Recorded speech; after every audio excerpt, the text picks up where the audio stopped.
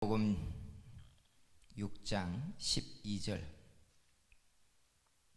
말씀을 봉독해 드립니다. 우리가 우리에게 죄 지은 자를 사하여 준 것 같이 우리 죄를 사하여 주옵시옵고. 아멘. 할렐루야. 하나님이 오늘 여러분에게 더 크고 좋은 은혜를 부으시는 시간이 되기를 축복합니다. 옆에 사람을 보고 손을 들면서 더 큰 은혜 주시기를 축복합니다 해주세요. 아멘. 믿습니다. 지금껏 받은 은혜보다 더 큰 은혜가 우리 교회와 여러분에게 임하기를 축복합니다. 신앙생활하면서 그런 생각 안 해본 사람 없을 거예요. 은혜의 그릇, 은혜의 보따리의 크기가 나는 이만큼인가 하는 고민 말이에요. 신앙생활을 해보면 은혜를 받는 깊이와 크기가 다른 게 보이잖아요. 저 사람은 내가 받는 은혜보다 더 좋은 은혜를 받는 것 같고, 저 사람은 내가 받는 은혜보다 더 하나님의 큰 사랑을 받는 은혜가 있는 것 같고, 그죠? 같은 자리에서 방언이 터졌는데도 방언을 하는 내용이, 그 기도의 질이 다 다릅니다. 어떤 사람은 훨씬 더 깊은 이야기를 하나님과 나누고 있고, 어떤 사람은 찰랑거리는 물 위의 이야기처럼 아주 단순한 기도를 하는 사람도 있고. 세상은 실력 있는 사람에 의해서 서열이 정해지고 인생이 만들어지는 것 같지만, 실은 조금 더 깊이 들여다보면 그 실력을 만들고 그 실력으로 인생의 크기를 결정하는 배경은 은혜가 만들어 놓습니다. 그렇죠? 자식이 서울대학교를 가면 일단은 성공했다고 생각하지만, 아이들이 서울대학교를 가면 그 안에서 또 한 번 좌절을 맛보는 상태, 여러분 아십니까? 좌절을 맛봐요. 똑똑한 아이들이 모인 곳에 딱 모여 들어가면 자기의 한계가 딱 보이거든요. 그러면 좌절이 와요. 저놈들의 머리는 도대체 어떤 머리인가가 보여요. IQ 150이 넘어서 멘사 클럽에 가면 거기에 가는 것만으로도 얼마나 대단해요. 근데 멘사 클럽에 딱 가면 좌절을 경험한대요. IQ 180, 190, 멘사 클럽 안에서도 하이 클래스를 딱 접하면 자기 머리는 똥머리 같대요. 참 마음이 상하는 게 이런 거예요. 하나님이 내게도 분명히 은혜를 주시는데, 같은 은혜를 받고 있는 것 같은데 저 사람이 받는 은혜는 나보다 훨씬 좋은 은혜를 받는 것 같고, 훨씬 하나님이 많이 주시는 것 같고, 그때 할렐루야 하세요? 아니에요. 섭섭해요. 상해요. 오랜 날 동안 가슴이 바람이 들어간 것처럼 쓸쓸해요. 왜 하나님이 내게는 이 정도밖에 안 주시는가? 그죠? 그래서 은혜를 규정하면 그냥 절대 은혜가 있고 조건적 은혜라는 게 있습니다. 제가 만든 용어예요. 절대 은혜란 자기 백성을 구원 얻게 하기 위하여 예수 그리스도가 믿어지게 하는 구원의 은혜를 주시는 것, 그것 때문에 죄사함이 생기고 천국에 하나님의 아들로 이름이 올려지는 하나님의 구원의 은혜, 이건 택하신 백성에게 주시는 그냥 절대 은혜예요. 저와 여러분은 이 은혜를 받은 사람들인 줄 믿습니다. 근데 조건적 은혜는 절대 은혜처럼 똑같이 밥그릇에 밥을 담아 나눠주는 것처럼 하나님이 주시는 게 아니라 조건적인 은혜라는 게 있어요. 성경을 보면 이 조건적인 은혜가 문장을 통해서 보면 다 보여요. 가령 예를 들어서 내 믿는 대로 될지어다. 이건 조건이잖아요. 자기가 믿는 만큼의 크기에 따라 하나님도 그만큼 응대하신다는 이야기예요. 심은 대로 거둔다? 조건적이잖아요. 알고 계셨습니까? 잘 보세요. 내가 헤아리는 대로 너도 헤아림을 받을 것이라. 조건이잖아요. 조건이잖아요. 예. 네가 판단하는 대로 너도 판단을 받으리라. 조건이라고요. 그러니까 크고 깊은 은혜를 저 사람은 어떻게 받았을까? 도대체 왜 예전에 그렇게 은혜가 막 쏟아질 때 사람들이 금요 철야를 하고 새벽 기도를 하고 나면 하나님께 응답을 받고 하나님의 예언의 말씀을 듣는 사람들이 막 여기저기서 나오잖아요. 그러면 서로 그걸 나누었다고요. 나누다 보면 묘한 이야기가 나와요. 내게 하나님이 하신 말씀보다 저쪽에 하나님이 하신 말씀이 훨씬 더 깊은 이야기가 있고, 나는 도달하지 못한 세상을 들어가서 은혜를 경험한 사람의 이야기가 저기에서 나와요. 왜 하나님이 나는 이만큼 말했는데 저기엔 훨씬 깊은 이야기를 하시지?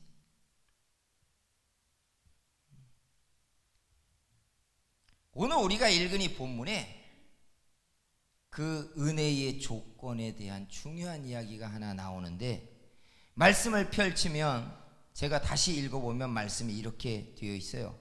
우리가 우리에게 죄 지은 자를 사하여 준 것 같이. 조건이에요. 우리의 죄를 사하여 주옵시고.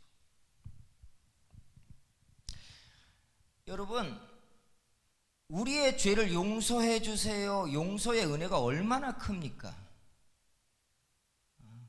우리가 평생토록 우리를 괴롭히고 따라다니는 짐 가운데 하나가 죄책이라는 거예요. 죄가 없는 사람이 없다 보니까 문제가 터지고 일이 안 되고 인생이 꼬이면 다 내 죄가 떠오른다고요. 그죠? 나 때문이야. 내가 그때 기도하지 못해서 그래. 내가 부족해서 그렇지. 하나님이 내 죄를 추적하셨어. 내가 심은 게 없으니까 그래. 다 자책, 죄책이 따라와요. 근데 이 죄책의 문제를 주님이 처리하신다는 얘기예요. 근데 여기에 달려져 있는 조건이 뭐냐? 내가 또 우리의 죄를 용서한 것 같이예요. 여기서 중요한 단어가 용서라는 단어가 아니라 잘 보시면 같이예요. 문장을 띄워줘야 될 때 안 띄워가지고 같이예요. 같이.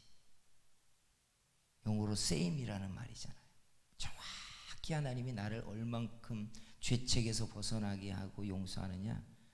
내가 다른 사람의 죄를 용서한 크기만큼, 그 질만큼 나도 용서받는다는 거예요.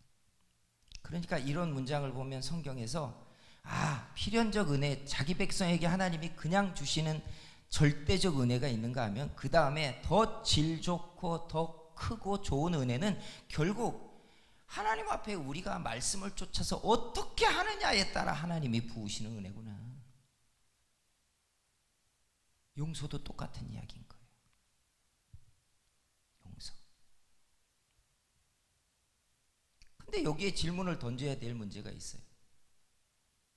왜 용서의 문제가 우리에게 발목을 잡는가?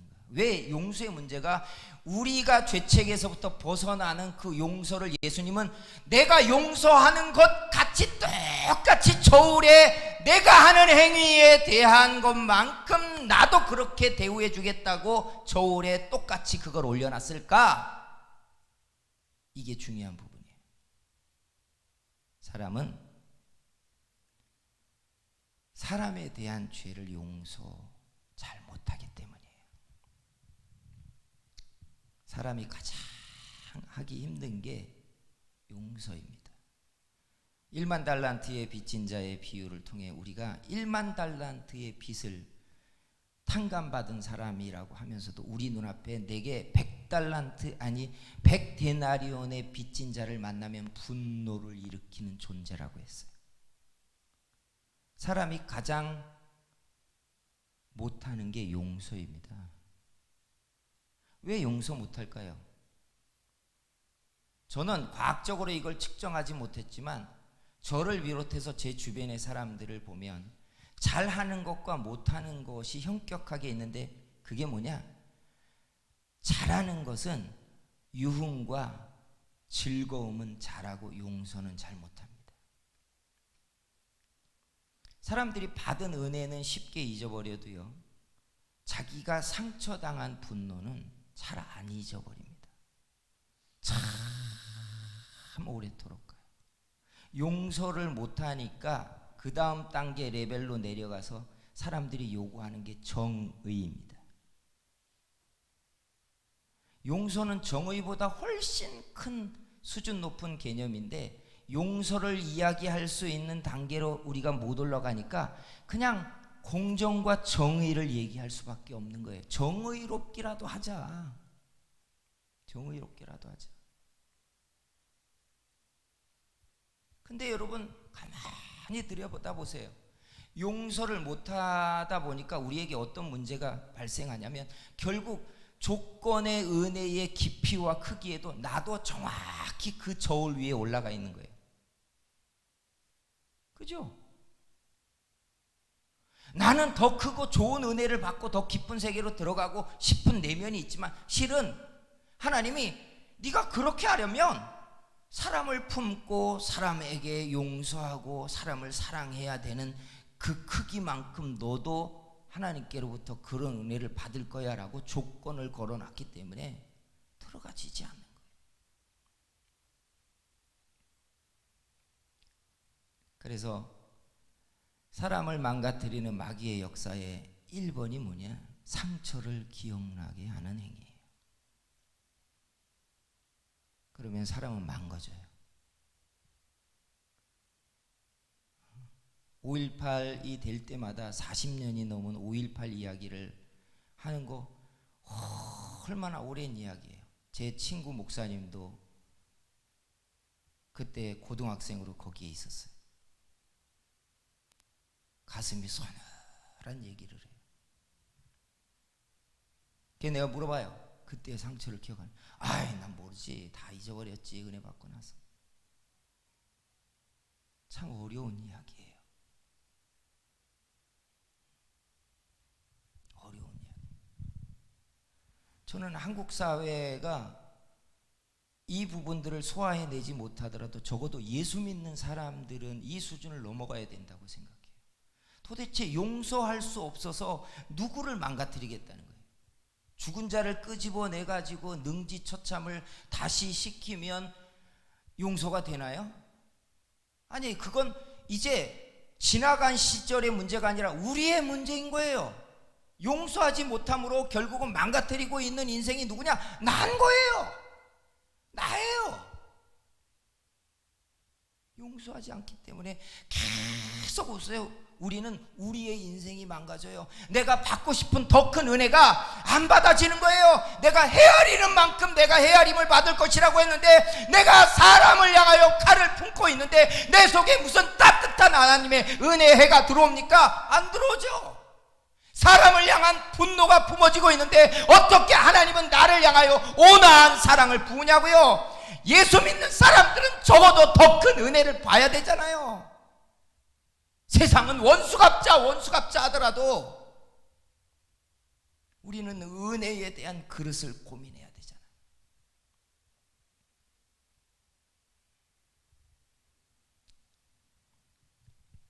그래서 고민해야 되는 게 이거예요. 용서라는 단어보다 더 고민해야 되는 게 same이라는 단어예요. 같이 내가 용서한 것만큼 정확히 그 분량만큼 하나님이 내게 용서를, 사람을 헤아리는 분량만큼 하나님도 나를 헤아리는, 사람을 판단하는 분량만큼 하나님도 나를 판단하신다.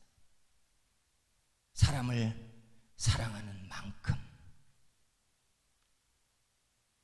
하나님의 우리를 그렇게 은혜 주신다. 그래서 상처가 기억날 때마다, 분노가 일어날 때마다, 용서할 수 없어 하는 상태가 일어날 때마다 마귀는 상대가 아니라 결국 내 심장을 칼로 찌르고 내 인생을 망치고 나를 해체하기 위하여 역사한다는 생각을 해야 돼요. 용서는 용서받아야 될 사람들을 향하는 게 아니라 내 인생을 일으키고 내게 은혜의 물꼬를 트게 하고 하나님이 내게 더 깊고 큰 은혜를 부으시기 위한 하나님의 요구입니다. 요구예요. 그래서 적어도 예수 믿는 사람들이 용서할 수 없는 분노와 상처에 매여서 자기의 인생을 작은 그릇 속에 집어넣고 그 속에서 고통 속에 살지 않고 그 결박이 풀어져 나와 하나님의 큰 은혜의 세계로 들어가게 해달라고 구해야 될 줄 믿습니다. 이게 용서예요. 이게 용서예요. 하나님께서 저와 여러분에게 상처, 아픔, 고통, 사람을 향한 분노의 기억들을 씻어주시고 우리 마음에 새 마음을 일으켜서 사람을 품는 은혜가 우리 속에 일어나지게 해 주시기를 축복합니다. 또 하나, 용서의 완성은 외면이 아니에요. 사랑이지. 알잖아요. 우리는 용서하기 힘이 드니까 외면합니다. 입에 담지 않고 피하잖아요. 그죠? 참 힘들어요. 일본 사람들에 대한 상처와 분노가 많으니까 문제가 일어날 때마다 일본 안 간다, 일본 거 안 산다, 일본 사람들 떠올리지 않는다 이렇게 하잖아요. 외면입니다. 그같이 입에 담고 그냥 싸우기에는 지저분하니까 피한다는 거예요. 많은 사람들이요 이렇게 용서의 상황을 적용하려고 해요. 그냥 내 마음이 상하고 아프니까 피하는 거예요. 피하는 거예요. 저 이런 분들 정말 많이 봤어요. 누군가로 인해 상처당하고 힘들고 그래서 꼬라지가 일어나고 기분이 나쁘면 속으로 이렇게 마음 먹습니다. 나 이제 또 안 본다. 그죠? 그리고 마음의 눈을 딱 감아버립니다. 외면. 웃지도 상할 필요도 없는 거예요.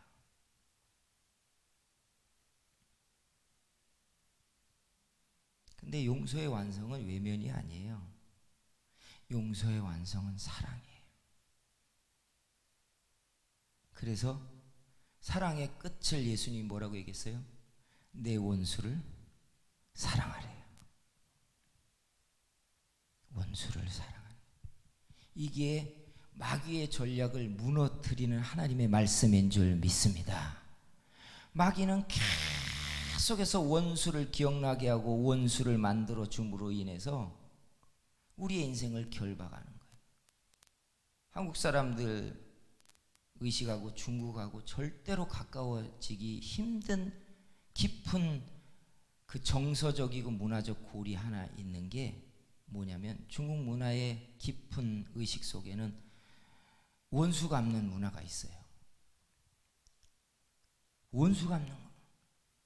끝까지 원수 갚아요. 그래 또 원수를 갚고 나니까 원수 갚음을 당한 자식이 또 원수를 갚는 거예요. 끝까지 그런 이야기예요. 끝까지 그런 이야기예요. 그런 문화 속에 들어가서 화평을 이야기하면 도리어 이상한 존재가 돼요.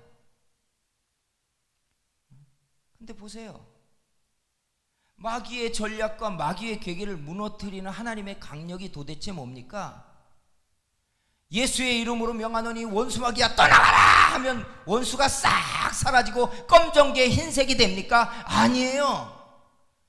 여러분, 풍선을 누르면 누르는 힘에 의하여 그 자리는 들어가지만 손을 떼면 다시 풍선이 부풀어 오르는 것과 똑같아요. 마귀는 쫓겨져 나갈 수 있지만 마귀는 영적인 존재라 다시 돌아와요. 그런데 마귀의 뿌리를 뽑는 게 뭐냐? 원수 맺는 것을 풀어버리는 거예요.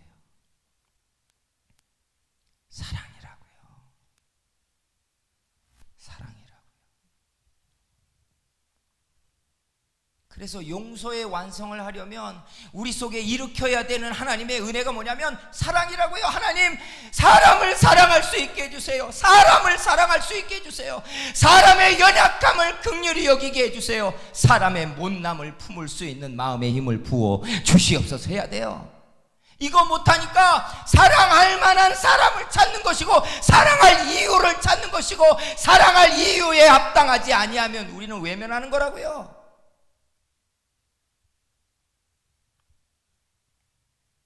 사랑하는 성도 여러분,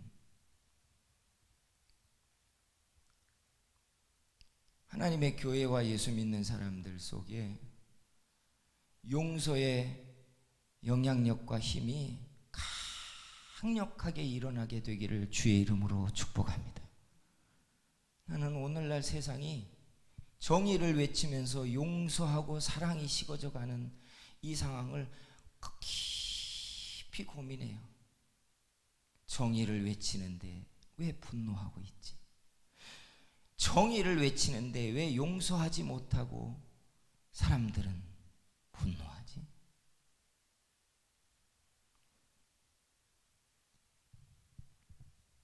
그래서 용서가 하나님의 능력입니다.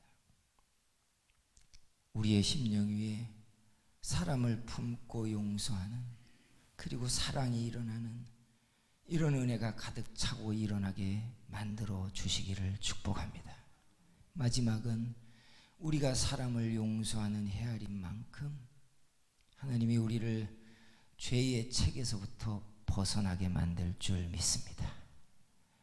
참 시작부터 말씀드렸지만 인생을 힘들고 고민스럽게 하는 것은 우리의 수고와 노력과 기도를 허사로 만들고 무너뜨리는 문제가 죄책이라는 겁니다.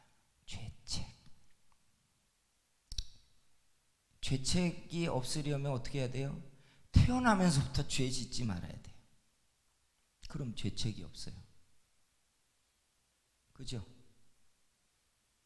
우리가 하는 입의 말 중에 말이 모든 에너지를 가지고 있다고 하니까 기도를 하고 선한 말을 하고 복된 말을 하는 양만큼 거짓말과 분노와 상처와 공격과 비난의 말이 없어야 되는데, 많은 사람들이 이 비율이 반반이거나 이 비율이 뒤집어 있다 보니까 하나님 앞에 심은 것이 거둬질 때에 또 내가 심은 나쁜 것들이 같이 거두어지다 보니까 내 인생의 한 곳에서 좋은 것과 나쁜 것이 계속 같이 일어나는 거예요.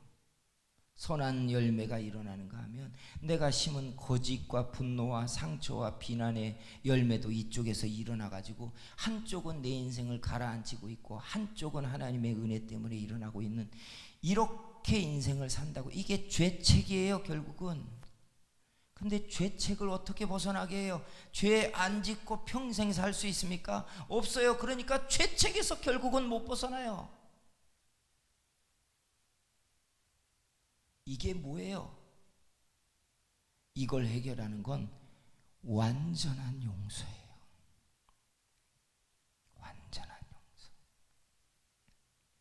여러분, 가끔 기도를 하면서 자기 인생의 울타리에 일어나는 죄책과 가시덤불과 엉겅퀴와 쓴뿌리들 때문에 고통스러워할 때, 주님, 내가 이걸 어떻게 없앨까요?